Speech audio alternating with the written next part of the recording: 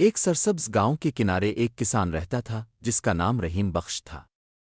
اس کے پاس چند گائیں، 2 بیل اور ایک گدھا تھا۔ گدھے کا نام موتی تھا۔ نام تو اس کا موتی تھا مگر وہ اپنے کام کی وجہ سے پورے گاؤں میں نکما گدھا مشہور تھا۔ موتی عجیب مزاج کا جانور تھا۔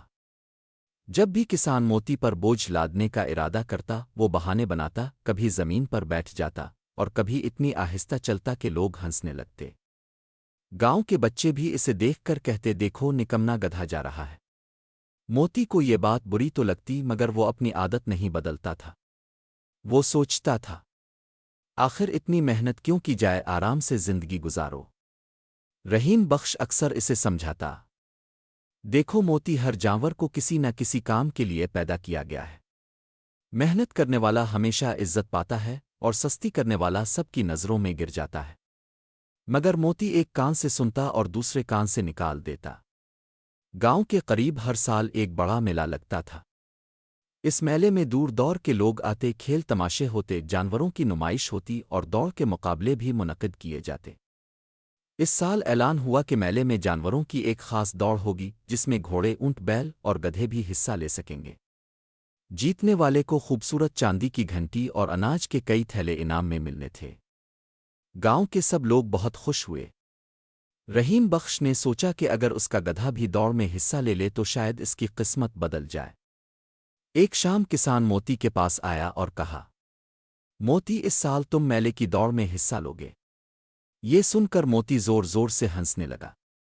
مالک، لوگ تو پہلے ہی مجھے نکما کہتے ہیں، اب اگر میں گر پڑا، ہار گیا تو اور مذاق بنے گا۔ کسان نے کہا، ہار جاؤ گے تو کوئی بات نہیں مگر کوشش نہ کرنا سب سے بڑی ہار ہے۔ یہ بات موتی کے دل میں جا لگی اور کامیابی کی آگ اس کے اندر بھڑک اٹھی۔ اگلے دن موتی کسان کو دیکھ کر خوش ہوا، جیسے وہ بوجھ اٹھانے اور دودھ میں حصہ لینے کو تیار ہو۔ سارا دن کسان کھیت میں سبزیاں اکٹھی کرتا اور موتی میلے کی دودھ کی تیاری کرتا۔ کسان موتی کو دیکھ کر خوش تھا۔ آخر میلے کی دودھ کا دن آ گیا۔ لوگ موتی کو دودھ میں دیکھ کر مسکرا رہے تھے اور ایک دوسرے سے کہہ رہی تھے، دیکھنا نکما گدھا کبھی نہیں جیتے گا۔ مگر موتی کے پاس خود کو ثابت کرنے کا بہترین موقع تھا۔ دودھ شروع ہو گئی۔ شروع میں بس جانور آگے نکل گئے مگر موتی کی ہمت ابھی باقی تھی۔ جیسے ہی نکمے گدھے کی آواز موتی کے کانوں پر پڑی، موتی کی رفتار بھی بڑھ جاتی۔ دیکھتے دیکھتے موتی سب جانوروں سے آگے نکل گیا۔ کسان یہ دیکھ کر حیران رہ گیا۔ موتی اپنے جوش کی وجہ سے دودھ جیت گیا۔ گاؤں کے سارے لوگ موتی کو حیرت سے دیکھ رہے تھے۔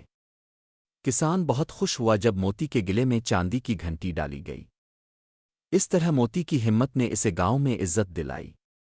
موتی کی کہانی ہمیں یہ سکھاتی ہے کہ جو شخص اپنی کمزوریوں سے لڑنا سیکھ لیتا ہے وہی اصل کامیاب انسان بنتا ہے۔ محنت، ہمت اور خود پر یقین زندگی بدل سکتے۔